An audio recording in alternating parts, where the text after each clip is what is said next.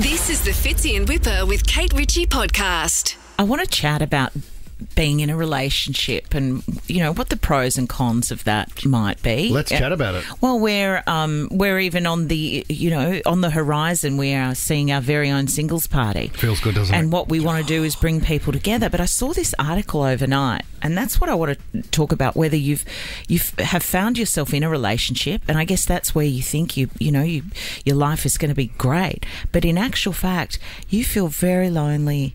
You're very lonely in that relationship, and it all comes down to your partner's hobby. Oh, my gosh. Maybe they love their hobby more than they love you. Impossible. Anyway, I'm going to get more up and about around the story. You're doing Dungeons and Dragons. It felt a bit heavy. It did feel a bit heavy.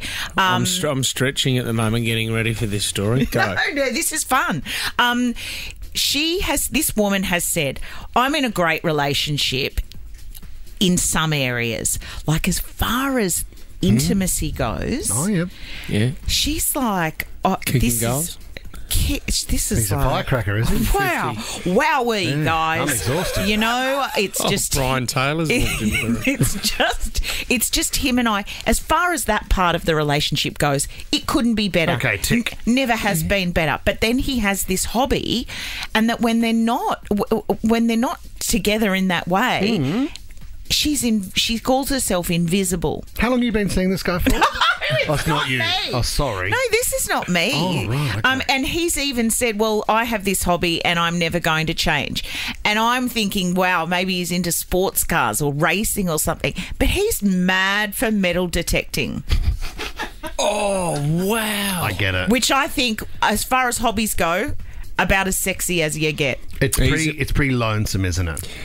It's lonesome, but it's also, is there a level of tired ass to these people where they're just trying? Because I've always thought that you actually you're benefiting from someone's misfortune of leaving something behind. Not always. You're thinking of just lost property. There's a lot of metal detecting, and there's a big community that are looking for gold. So they'll go to places they believe that under the surface sits a little nug, and the next thing you know, they're out there with their headphones swiping their detector over. How many nugs of gold are there still left on beaches? There's people that go into the rivers in Tasmania. I follow them on Instagram, and they have little vacuums and they suck up the rocks that get pumped into sort of a process mill that they've set up on the side of the bank, and they're sieving for gold. Yeah, but that's different to looking for, like, going to the beach after the end of a long, hot summer day. Yeah, and you've got to live in regional Tasmania to do that. No, we're talking about going down to your beach, going down to Cronulla and having a crack. People in New South Wales that go out into the bush looking for gold. Well, I don't know how extreme it is for this guy. I mean, maybe it is that extreme. I dig.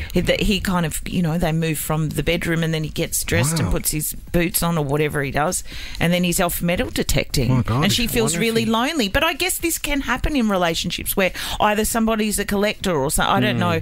I mean, maybe metal detecting is far healthier than having a hobby of, betting on the dogs. Do you know what she needs to do? Right? And I wonder if there is a bit of role play. She should ask him for a bit of role play in the bedroom where he wears his outfit with the metal detector, and nothing else. Oh, he straps on the metal detector. Yeah, and then she's learning about his hobby.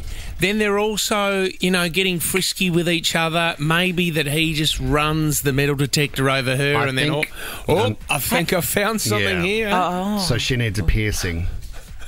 Oh, for the metal detector to go off. Yeah, so you turn the lights. It's a great game. You turn the lights off, and then he comes in with the metal detector. She's lying there, and he has to find her in the room by the metal detector and the piercing. Like hot and cold.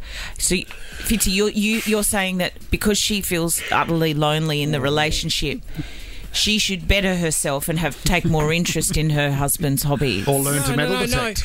No, she gets to learn more about... If he doesn't want to open up about his hobby, she can learn more and they can integrate both into the bedroom. And then you're going to...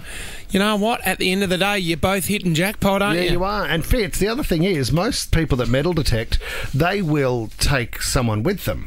Because one will have the swipe, right, the dish that's low to the ground. No, they and when don't. it beeps, He says to the other one, dig. Oh, that's great for her. So she gets to be like the sous chef. When have you ever seen a metal detector with two people? An They're assistant. always No, they don't. by So themselves, then they go, all right, you dig now. Dig deeper. It could be a little bit more. So she could be the digger. I actually think it says a lot about somebody's personality, metal detecting, that he's always looking for that win. Oh, the next so maybe, thing. yeah, so that could be taken into the relationship.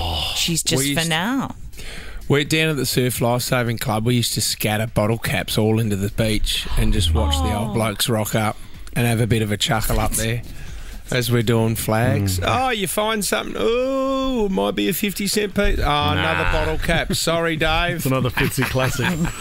God, I'm a beauty. Fitz in Whipper with Kate Ritchie is a Nova podcast. For more great shows like this, download the Nova Player via the App Store or Google Play. The Nova Player.